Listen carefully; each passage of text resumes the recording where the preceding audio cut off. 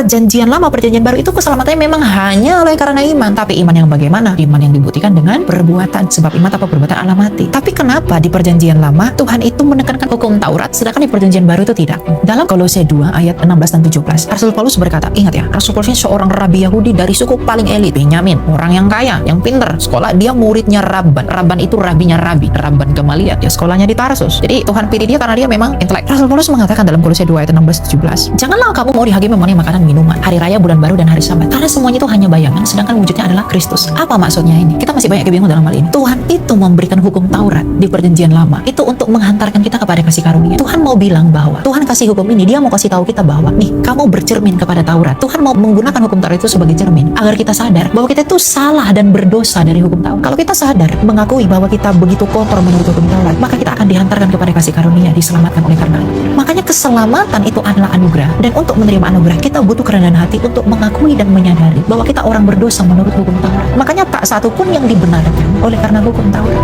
Karena hukum Taurat itu hanya cermin. Hukum Taurat itu hanya Tuhan hantarkan untuk menjadi cermin buat kita bahwa kamu itu kotor banget, kamu itu berdosa loh. Maka ketika kamu sadar kamu berdosa, maka kamu akan percaya kepada janjiku yang akan datang.